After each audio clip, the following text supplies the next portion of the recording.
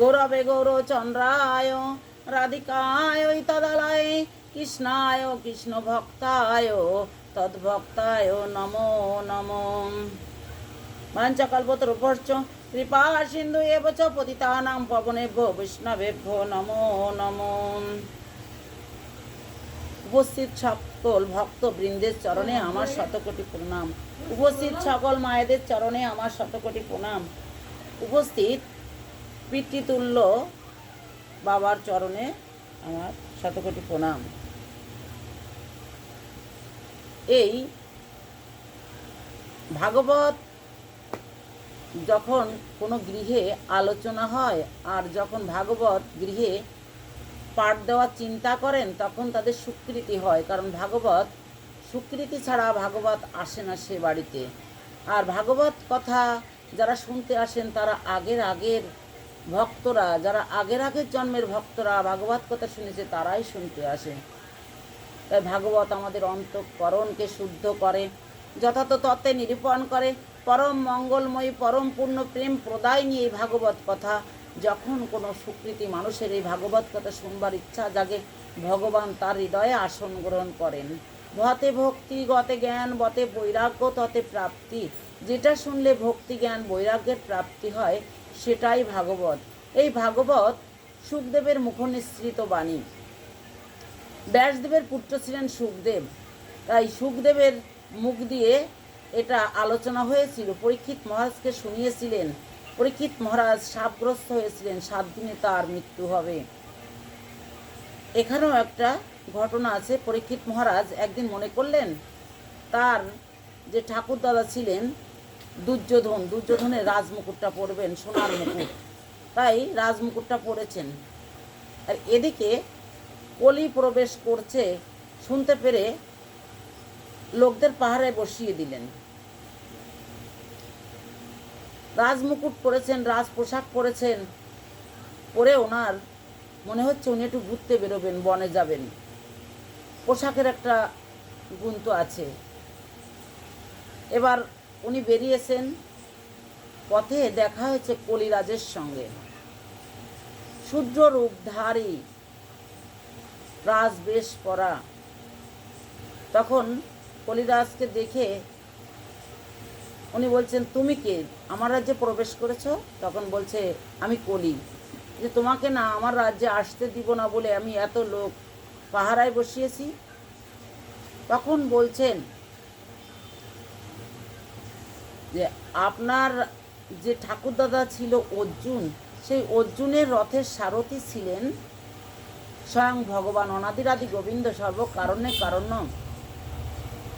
তাহলে আপনার যে ঠাকুরদাদা কত মহান ছিলেন, আর আপনি তার নাতি হয়ে আপনি আমাকে একটু জায়গা দেবেন না আপনার রাজ্যে? মহারাজ, আপনি একটু কৃপা করে আপনার রাজ্যে আমাকে একটু জায়গা দিন। তখন পরীক্ষিত মহারাজ নিজের গুণগান শুনে, আবার ঠাকুরদাদার কথা বলেছে শুনে, তখন কলিরাজকে একটু আশ্রয় দিলেন। তখন বললেন, আমি তোমাকে 4টি জায়গায় আশ্রয় দেব। মদ্যপান, জুয়া খেলা, স্ত্রী সঙ্গ আর হিংসা, এই 4টি জায়গায় তোমাকে আশ্রয় দিলাম। তখন বলছে কি, তাহলে আমাকে একটু ভালো জায়গায় আশ্রয় দিন, আমাকে একটু স্বর্ণে আশ্রয় দিন, সোনায়। ঠিক আছে, দিলাম। যেই স্বর্ণে আশ্রয় দিয়েছে তখন উনি এই মাথার মুকুট, মুকুটে যে স্বর্ণের মুকুট, মুকুটেই কলি চেপে বসেছে। এবার পরীক্ষিত মহারাজ দিগ্বিজয়ী রাজা, উনি ভ্রমণ করতে বেরিয়েছেন। কিছু দূরে যে ওনার জল পিপাসা পেয়েছে, তখন বনের ভিতর দেখছেন একটা আশ্রম, ছোট একটা কুঠির। ভিতরে প্রবেশ করেছেন, দেখছেন যে এক মুনি সাধনায় মগ্ন, তার বাহ্যজ্ঞান নাই। তা পরীক্ষিত মহারাজ মনে একটু অহংকার এসেছে, যেহেতু রাজমুকুট পরেছে আবার মাথায় কলি আশ্রয় করেছে। তখন বলছে, আমাকে একটু জল দাও, আমি একটু জল সেবা করব। তখন মুনি কোনো সায় দেয়নি। এবার আবার বলেছে, এভাবে কয়েকবার বললে উনি সায় দেয়নি, কারণ ওনার তো বাহ্যজ্ঞান ছিল না। ওনার সঙ্গে আর ভগবানের সঙ্গে যখন লীন হয়ে গেছে ধ্যানস্থ হয়ে, তখন উনি যখন বলেছেন আর সায় দেননি, তখন পরীক্ষিত মহারাজ ক্রোধান্বিত হলেন। ক্রোধান্বিত হয়ে ফিরে যাচ্ছেন আর আস্তে আস্তে বলছেন, আমি রাজা, আমি একটু জল চেয়েছি, আমি একটু জল পাই নাই, আমাকে একটু জল দেয়নি। এবার কিছু দূর এগোয়ে দেখে একটা মৃত সর্প। তখন একটা কাঠি দিয়ে সর্পটিকে উঠিয়ে ওই সৌমিক মুনির গলায় পেঁচিয়ে দিলেন। সৌমিক মুনি তবুও ধ্যানস্থ আছেন, ধ্যান ভাঙেনি। এবার সৌমিক মুনির ছেলে ছিল শৃঙ্গী, যে খেলা করছে বাচ্চাদের সঙ্গে, প্রায় 7-8 বছর বয়স। এই শৃঙ্গী হচ্ছে রাধারানীর অন্তরঙ্গা সখী, ধনিষ্ঠা, রন্ধনশালার সখী ছিলেন শৃঙ্গী। তা শৃঙ্গীকে একদিন বলেছিল, শৃঙ্গী তুই একটু যাবি আর আসবি, তাই পাঠিয়েছিল। 7-8 বছর বয়স তখন। তখন কে যে বলেছে, জানিস শৃঙ্গী, তোর পিতার গলায় সর্প দিয়েছে। তখন শৃঙ্গী জল হাতে নিয়ে জল তর্পণ করে বলছে, আমার পিতার গলায় যে সর্প দিয়েছে সে কোনো সাধু হোক, জ্ঞানী হোক, চোর হোক, রাজা হোক, প্রজা হোক, যেই দিক না কেন, সে 7 দিনের ভিতর তার মৃত্যু হবে। এবার যেই অভিশাপটা দেওয়া হয়ে গেছে, তখন সৌমিক মুনির ধ্যানটাও ভেঙে গেছে। এবার ছেলেকে বলছে, তুই তোর এই অভিশাপটা ফিরিয়ে নে, কারণ পরীক্ষিত মহারাজ দিগ্বিজয়ী রাজা, উনি তো সুন্দর রাজত্ব পালন করেন। এত সুন্দর রাজত্ব আর কে পালন করবে? প্রজারা এত সুখে থাকতে পারবে না যখন উনি মারা যাবেন। তখন সিংহী বলছে, যদি তার ক্ষমতা থাকে তাহলে সে সাধন ভজনের দ্বারা আমার এই অভিশাপটা কেটে দিক, অভিশাপ মোচন হয়ে যাবে, তাহলে সে পুনরায় জীবিত হবে, কিন্তু আমি অভিশাপ তুলতে পারবো না। এভাবে অভিশাপ আর তোলেননি। আর সৌমিক মুনি তখন চিন্তা করলেন, তাহলে রাজার কাছে তো আমার খবরটা পৌঁছে দিতে হয়। তখন লোক পাঠিয়ে বলে দিলেন যে রাজা আর 7 দিন বাঁচবেন। তখন পরীক্ষিত মহারাজ যে শুনেছেন 7 দিন বাঁচবেন, শুনেই উনি চিন্তা করলেন, তাহলে এই যে সময়টুকু আছে এই সময়ের ভিতর এমন কোনো ভালো কাজ করতে হবে যাতে আমি স্বর্গধাম লাভ করতে পারি, মোক্ষ লাভ করতে পারি, মুক্তি লাভ করতে পারি। তখন তিনি প্রজাদের জানিয়ে দিলেন যে তোমরা ঢেরা পিটিয়ে সমস্ত রাজ্যের প্রজাদের বলে দাও, সমস্ত রাজ্যের প্রজাদের বলে দাও, সাধু মুনি ঋষিরা যারা যেখানে আছে সবাই আসবে আর আমাকে 7 দিনের ভিতর মুক্ত হয়ে স্বর্গধামে পৌঁছাতে পারি সেই ব্যবস্থাটা করে দেবে।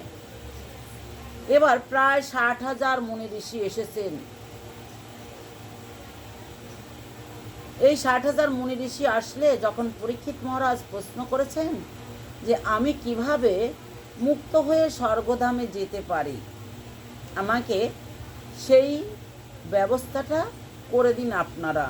তখন মুনি ঋষিরা বলছেন, দেখুন আমরা ত্যাগী নই, আমরা ভোগী, আমরা সাংসারিক, সংসারে থেকে মায়ার ভিতর থেকে আমরা ত্যাগের পথ কিভাবে বলবো? ত্যাগের পথ তো তারাই বলতে পারে যারা ত্যাগী, তাই আপনাকে আমরা ত্যাগের পথ বলতে পারছি না। তখন পরীক্ষিত মহারাজ চিন্তাগ্রস্ত হলেন যে আমার আয়ু তো 7 দিন, এই 7 দিনের ভিতর আমি কিভাবে মুক্ত হব? তখন ব্যাসদেবের পুত্র সুখদেব ভূমিষ্ঠ হয়েছেন, ভূমিষ্ঠ হয়ে ছুটছেন বনের দিকে, যে উনি ধ্যান করতে যাচ্ছেন। তখন ব্যাসদেবের সঙ্গে পরীক্ষিত মহারাজের দেখা হয়েছে। দেখা হলে বলছে, সাধুবর, আপনি আমাকে বলুন আমি কিভাবে 7 দিনে মুক্তি লাভ করে মোক্ষধামে পৌঁছাতে পারি। তখন ব্যাসদেব বললেন, এটা আমি সাংসারিক জীব, আমি পারবো না তো বলতে। আমার ছেলে সুখ আসছে, এই সুখকে আপনারা প্রশ্ন করুন। আপনি প্রশ্ন করবেন, প্রশ্নের পর প্রশ্ন করলে সুখ আপনার প্রশ্নের উত্তর দেবে। না হলে সুখ বনে সন্ন্যাস গ্রহণ করলে যেমন মানুষ ধ্যানস্থ হতে চলে যায়, তেমনি ধ্যান করতে চলে যাচ্ছে। ভূমিষ্ঠ হয়ে জাতকর্ম সংস্কার কিছুই হয়নি তার, সঙ্গে সঙ্গে ছুটেছেন ভগবানের আরাধনা করতে। তখন পরীক্ষিত মহারাজ এই সুখদেবের কাছে প্রশ্ন করলেন, একের পর এক প্রশ্ন করছেন, আর সুখদেব মহারাজ একের পর এক প্রশ্নের উত্তরগুলো দিচ্ছেন। তখন বললেন যে ভাগবতের 12 স্কন্ধ, 18,000 শ্লোক, এই 12 স্কন্ধে 18,000 শ্লোক বলে উনি ভাগবত আলোচনা শুরু করে দিয়েছেন। প্রথম থেকে 9ম স্কন্ধ পর্যন্ত গেছেন আলোচনা করতে করতে। তখন পরীক্ষিত মহারাজ বললেন, 9ম স্কন্ধ পর্যন্ত আমি যে ভাগবত কথা শুনেছি, আপনি আমার গুরু, কারণ আপনি আমাকে এই যে শিক্ষাটা, ভাগবত শিক্ষা দান করছেন। তাহলে আপনি তো ভক্ত কথাই বলে যাচ্ছেন, তাহলে আপনি প্রাণ গোবিন্দের কথা কখন বলবেন? আমি কখন শুনবো সে প্রাণ গোবিন্দের কথা? আর প্রাণ গোবিন্দের কথা না শুনলে তো আমি উদ্ধার হতেও পারবো না। তখন পরীক্ষিত মহারাজ বললেন, আপনি তো রাজা ছিলেন, রাজকার্য পালন করেছেন, আপনি সাংসারিক ছিলেন, আপনার 4টে পুত্র হয়েছে। প্রথম পুত্রের নাম জন্মেঞ্জয়। তা আপনি, আপনার স্ত্রী আছে, পুত্র আছে, ধন সম্পদ আছে, আপনি রাজা। আপনি তো এই সম্পত্তির মোহে জড়িত ছিলেন।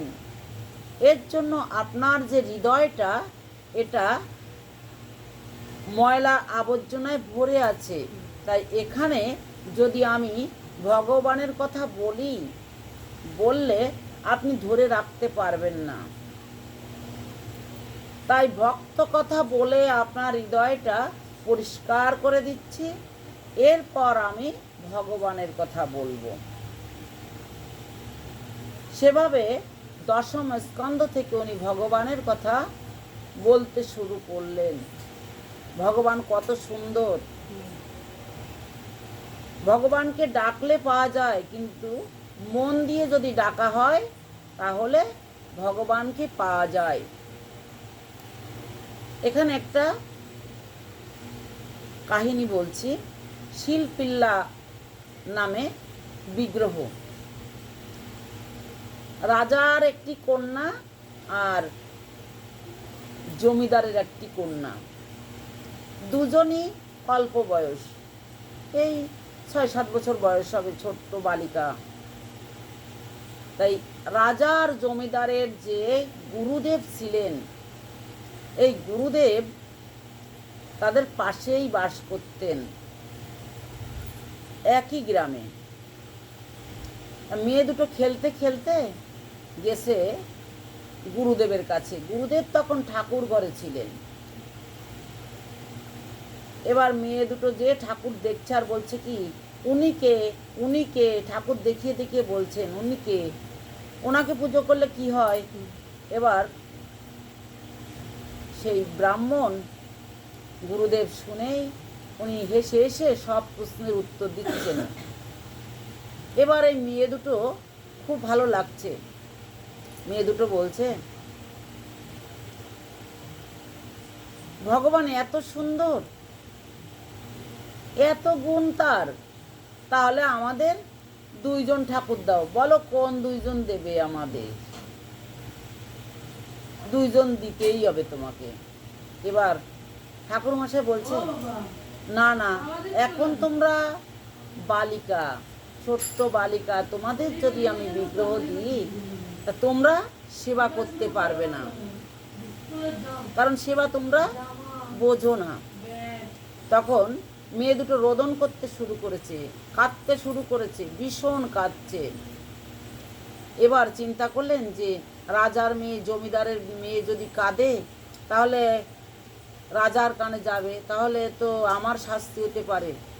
তখন বলে দিলেন, ঠিক আছে, তোমাদের তো বিগ্রহ দেব, কিন্তু মন্ত্র নিতে হয়, মন্ত্র না নিলে তোমরা কিভাবে পুজো করবে? তাহলে আমাদের মন্ত্র দাও। মেয়ে দুটো বলছে, মন্ত্র দাও, আমরা মন্ত্র নেব। ঠিক আছে, তোমাদের কালকে দেব। এবার পরের দিন আসার আগেই 2টো পাথর কুড়িয়ে এনে সেই পাথর দুটোকে অগুরু, চন্দন, কস্তুরী, কুমকুম দিয়ে স্নান করিয়ে তুলসী পত্র দিয়ে পূজিত করে শালগ্রাম শিলা বানিয়ে রেখেছেন ঠাকুরমশাই। মেয়ে দুটো যথারীতি এসেছে, এসে বলছে, ও ঠাকুরমশাই, তুমি আমাদের জন্য কি রেখেছো? বলে কি, হ্যাঁ হ্যাঁ রেখেছি। তখন ওই বিগ্রহ দিয়েছে, ওই যে সাধারণ পাথর এনেছে, ওই সাধারণ পাথর পুজো করে রেখেছে, তুলসী পাতা দিয়ে রেখেছে। মেয়ে দুটো আর বুঝতে পারেনি। এবার মেয়ে দুটো এই 2 বিগ্রহ নিয়ে ঠাকুর ঘরে রেখে পুজো করে। এবার পুজো করতে করতে অনেক বছর হয়ে গেছে, খুব মন দিয়েই পুজো করে, ওই হচ্ছে ভগবান। তারা ওই ঠাকুরমশাইয়ের কাছ থেকে শুনেছিল যে এই বিগ্রহের নাম কি, তা বলেছিল শিলপিল্লা। তার 2জনের ঠাকুরের নামই শিলপিল্লা, তাই শিলপিল্লার পুজো করে। করতে করতে এরা নবীনা যৌবনা হয়ে গেছে, খুব সুন্দর চেহারা হয়েছে মেয়েদের। এবার রাজা চিন্তা করলেন, তাহলে মেয়ের বিয়ে দিতে হয়। এবার ছেলে দেখে মেয়ের বিয়ে দিয়ে দিয়েছেন। এবার মেয়ে শ্বশুর বাড়ি যেয়ে থাকতে চায় না, শিলপিল্লা বাবার বাড়ি থাকে, শিলপিল্লা চলে আসে শিলপিল্লাকে দেখতে। এবার রাজার মেয়ের যে স্বামী, সে চিন্তা করছে কি, এখানে এসে তো থাকে না, আমি এবার যেভাবে হোক নিয়ে আসবো। এবার এসেছে শ্বশুরবাড়ি, এসে বুঝিয়ে সুঝিয়ে এবার নিয়ে যাচ্ছে। বলে কি, আমি যেতে পারি, তাহলে আমার শিলপিল্লাকে সঙ্গে নিব। বলে কি, ঠিক আছে। এবারে একটা পেটারি, একটা কৌটা মতো একটা পেটারির ভিতর রেখে বুকের কাছে ধরে নিয়ে এবার যাচ্ছেন শিলপিল্লাকে নিয়ে। এবার তখন তো আর গাড়ি ঘোড়া ছিল না এত, হাঁটতে হাঁটতে বনের ভিতর দিয়ে যাওয়ার সময় একটা পুষ্করণী দেখেছে, পুকুর দেখে এবার ওর ওই মেয়েটার স্বামী বলছে, তোমাকে ঠাকুরমশাই সাধারণ পাথর দিয়েছে, এ কোনো ঠাকুর বিগ্রহ নয়, একে তুমি পুষ্করণীর জলে ফেলে দাও। তখন বলছে কি, না না, আমি পুষ্করণীর জলে ফেলে দিব না, এই হচ্ছে ভগবান, এই শিলপিল্লাই ভগবান। আর ফেলে দেননি। ফেলে না দিলে কিছু দূর যে আবার একটু এগিয়ে যেয়ে জোর করে শিলপিল্লাকে কেড়ে নিয়ে পেটারি সহ পুষ্করণীর ভিতর ফেলে দিয়েছে ওই রাজার মেয়ের স্বামী। এবার খুব রোদন করছে, ভীষণ কাঁদছে, কাঁদতে কাঁদতে এবার শ্বশুরবাড়িতে নিয়ে গেছে। শ্বশুরবাড়ি নিয়ে যে গেছে, আর কোনো কিছুই খায় না রাজার মেয়ে, ভাতও খায় না, সেই সঙ্গে কোনো কিছুই খায় না। কয়েকটা দিন হয়ে গেছে, কিছুই খায় না, আর শুধু রোদন করে। এবার শাশুড়ি এসে শুনেছে, ননদ এসে শুনেছে, পাড়াপড়শিরা এসে শুনেছে, সবাইকে বলছে আমার শিলপিল্লাকে ফেলে দিয়েছে পুষ্করণীতে, শিলপিল্লা না হলে আমি কিছুই খাবো না। তখন ওই মেয়েটার শাশুড়ি এসে বলছে ছেলেকে, তুই লোক দিয়ে ওই পুষ্করণীর থেকে সেই শিলপিল্লাকে উঠায় আন, পেটারি সহ উঠায় আনবি। এবার লোক দিয়েছে, লোকে যে শিল্পিল্লাকে উঠিয়ে এনেছে। যখনই দিয়েছে তখন ওই মেয়েটা শিল্পিল্লাকে বুকের কাছে নিয়ে আদর করছে, খুব খুশি হয়েছে। এবার খাওয়া দাওয়া করছে। এবার শিল্পিল্লাকে ভোগ নিবেদন করে আর বাড়ির সবাই সেটা গ্রহণ করে। এইভাবে এই বাড়ির সবাই বৈষ্ণব হয়ে গেছেন। এদিকে জমিদারের মেয়েও তো একটা শিল্পিল্লা আছে, জমিদারের মেয়েকেও বিয়ে দিয়েছে। তাই এই তার জামাতারা দুই ভাই, বড় ভাই আর ছোট ভাই। ছোট ভাইয়ের সঙ্গে বিয়ে হয়েছে জমিদারের কন্যার। শ্বশুরবাড়ি গেছে, এই দুই ভাইয়ের সঙ্গে ভীষণ যুদ্ধ ঝগড়া ঝাঁটি এগুলো লেগেই থাকে। এক ভাই আর এক ভাইকে কিভাবে জব্দ করবে। তাই বড় ভাই চিন্তা করছে, আমি আজকে রাতেই ছোট ভাইয়ের ঘর চুরি করে নিয়ে আসবো, ঘরে যা কিছু আছে। এবার রাত্রে এসে সব কিছু চুরি করে নিয়ে গেছে, সেই সঙ্গে শিল্পিল্লাকেও সঙ্গে করে নিয়ে গেছে। সকালে উঠে জমিদারের কন্যা যখন দেখেছে যে শিল্পিল্লা নাই, তখন আবার রোদন শুরু করেছে। বারবার আছাড় খেয়ে পড়ে, এত কাঁদছে। এবার পাড়া প্রতিবেশীরা এসে বলছে, দেখো তোমার এই শিল্পিল্লাকে নিয়েছে তো তোমার দাদা, তাহলে তুমি সেই দাদার কাছে যাও। দাদা বাস করে পাশের গ্রামে, ছোট ভাই বাস করে এক গ্রামে, আর বড় ভাই বাস করে আর এক গ্রামে। কারোর সঙ্গে কারোর পড়ে না তো, তার জন্য। এবার বড় ভাইয়ের উঠোনে যে ধপাস করে আছাড় খেয়ে পড়েই কান্না শুরু করে দিয়েছেন। এবার বড় ভাই বলছে, কি হয়েছে, পাড়া পড়শিরা এসেছে, কি হয়েছে। তখন সব ঘটনা বলেছে। বললে তখন বলছে, ঠিক আছে, ঠাকুর ঘরে তোমার বিগ্রহ আছে, তুমি ঠাকুর ঘর থেকে সেই বিগ্রহ নিয়ে আসবে। ঠাকুর ঘর থেকে বিগ্রহ এনে তোমারটা তুমি নিয়ে নাও। এবার মেয়েটি যখন ঠাকুর ঘরে গেছে, ঠাকুর ঘরে যাওয়ার সঙ্গে সঙ্গে সেই বিগ্রহ মেয়েটির কাছে চলে এসেছে। এবার এই শিল্পিল্লা সাধারণ পাথর ছিল, পুজো করতে করতে শালগ্রাম শিলা হয়ে গেছে। এই শালগ্রাম শিলা থেকে ভগবানের দর্শন পেয়েছিল। দেখেন আমাদের যে ষড়গোসাই আছে, শ্রীরূপ সনাতন ভট্ট রঘুনাথ, শ্রীদেব গোপাল ভট্ট দাস রঘুনাথ। তা গোপাল ভট্টের পিতার নাম ছিল বেঙ্কট ভট্ট। বেঙ্কট ভট্টের ছেলে ছিলেন গোপাল ভট্ট। তা গোপাল ভট্ট শালগ্রাম শিলা পুজো করতেন। তা শালগ্রাম শিলা পুজো করেন খুব নিষ্ঠার সঙ্গে। একদিন এক ধনী ব্যক্তি এসে ভগবানের জামা কাপড়, ভগবানকে সেবা দেওয়ার জন্য সামগ্রী, সেগুলো দিয়ে গেছে। এবার শিলা পাথরকে কি জামা পরানো যায়? যায় না।